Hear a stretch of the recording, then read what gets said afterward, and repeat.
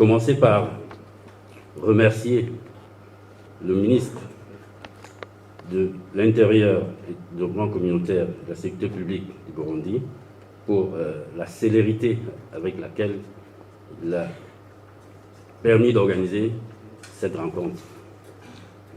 Ces remerciements vont évidemment également aussi au directeur général du FONIC qui a suivi la mise en place de cette réunion. Je vais dans ma présentation rapide, puisque c'est une occasion de parler un peu du RIAFCO. Le RIAFCO, donc, qui est le réseau des institutions de financement de collectivités locales, qui est acteur de l'organisation de ces réunions. Je vais vous faire une présentation du RIAFCO. Je vais présenter quelques activités et parler des rendez-vous futurs du RIAFCO.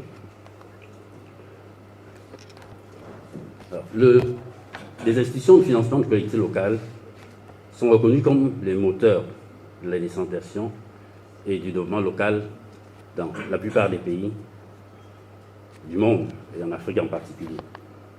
Ces instruments sont désormais inscrits à l'agenda urbain, dont Habitat 3 a reconnu que ces institutions sont des acteurs qui permettraient d'accélérer le développement et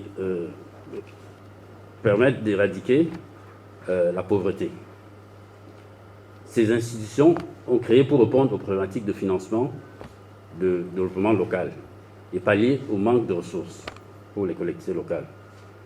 Ces institutions sont également créées pour essayer de diversifier les ressources des collectivités locales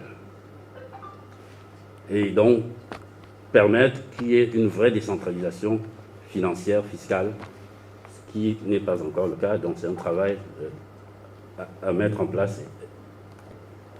Donc nous avons, compte tenu de ces engagements et de ces challenges, créé un réseau donc, qui s'appelle le RIAFCO, Réseau des institutions de financement de collectivités locales, pour qu'ensemble, on travaille pour l'avenir de l'Afrique.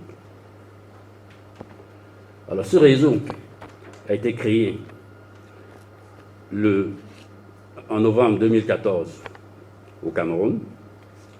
Je voudrais vous rappeler qu'avant la création du réseau, quelques réunions, en fait, des rencontres de partage avaient déjà commencé à être mises en place, et en particulier le général,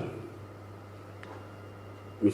Évariste Ndayishimiye, président de la République du Burundi, a conduit en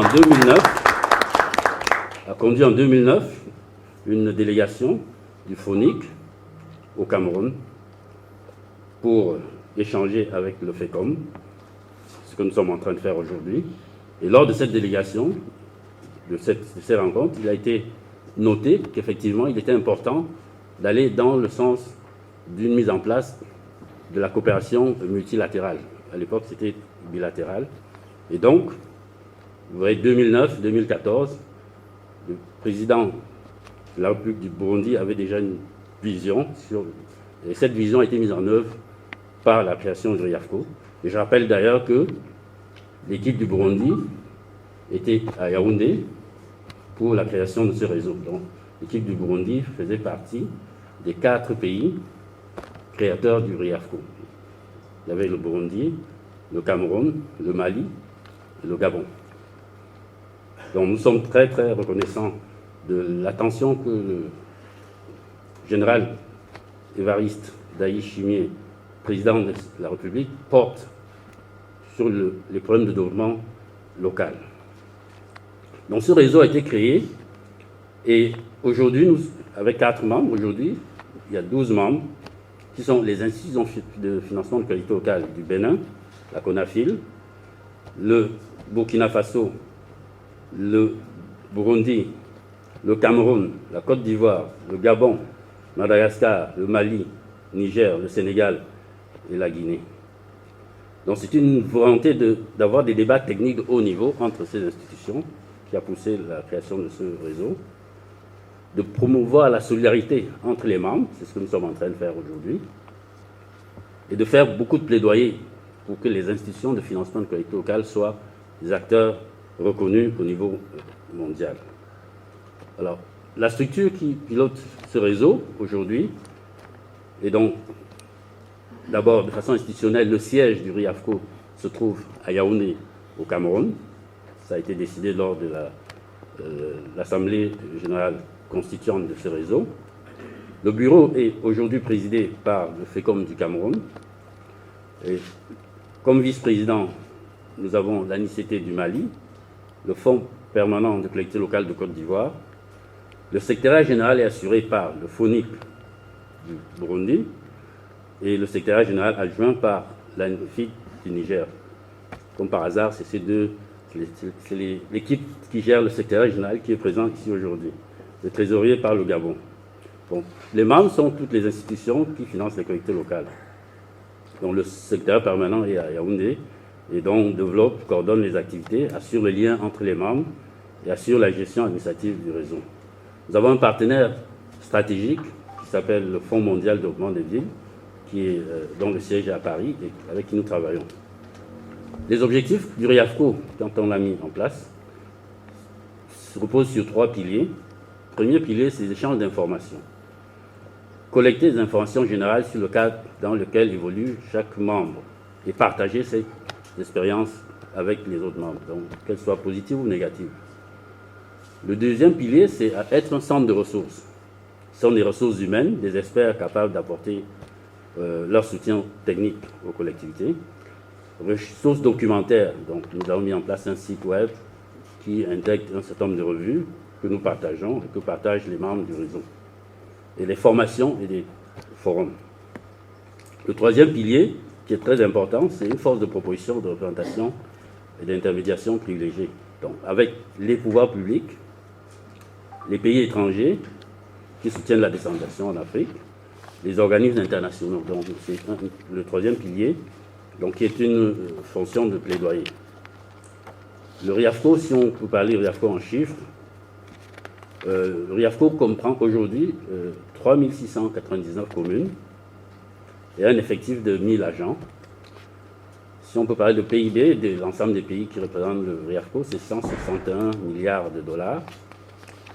Les populations couvertes par le périmètre du RIAFCO, c'est 185 millions d'habitants.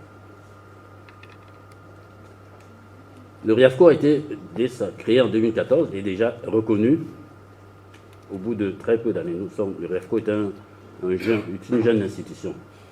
La première reconnaissance, c'est la signature de l'arrangement d'établissement entre l'État du Cameroun et le réseau qui s'est passé le 26 juillet 2018 à Yaoundé.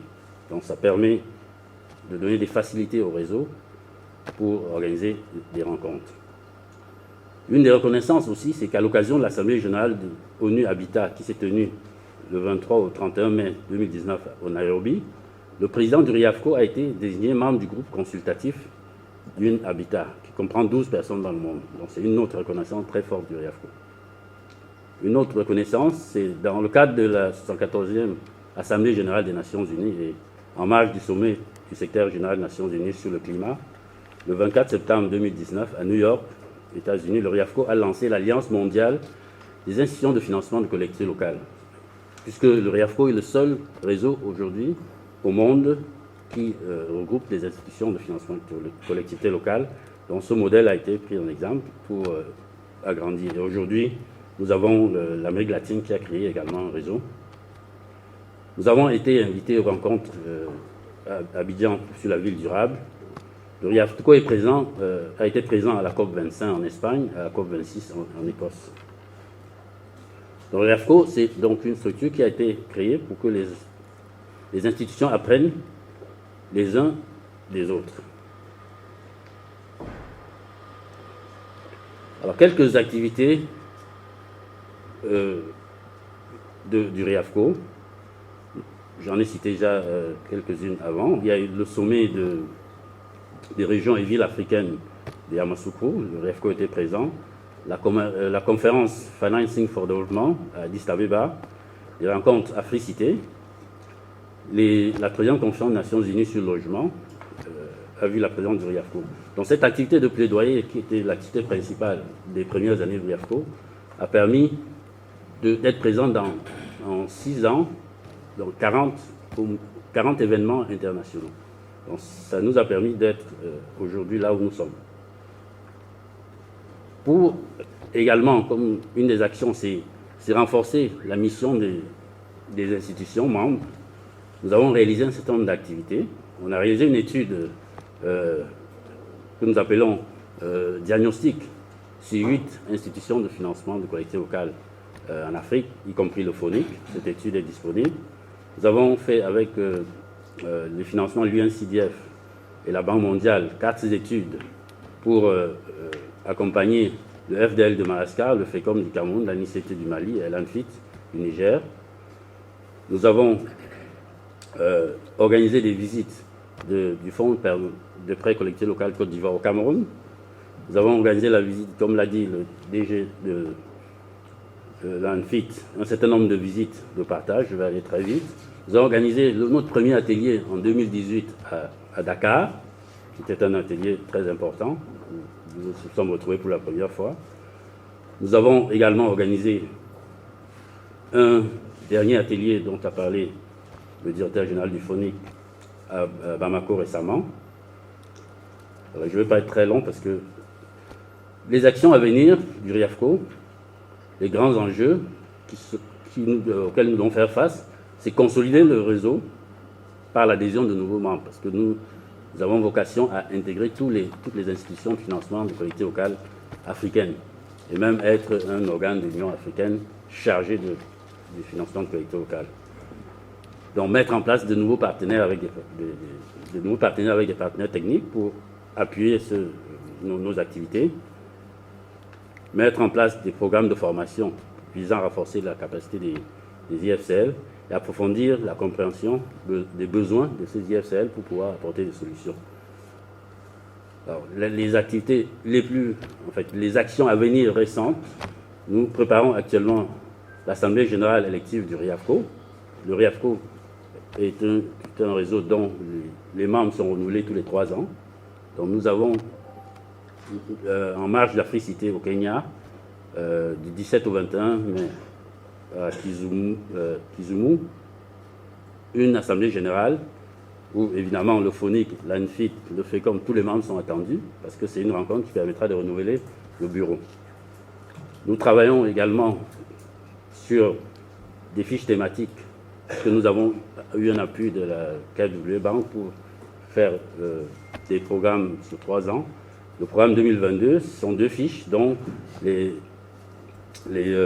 thèmes vont être les instruments disponibles pour financer la transition climatique. Nous allons également travailler sur la thématique de l'intégration des critères de performance dans les droits de tirage. Nous pensons qu'il y a beaucoup de choses à faire et je ne vais pas être très très long. Je vous remercie énormément de votre attention. Vive la République du Burundi qui nous accueille aujourd'hui.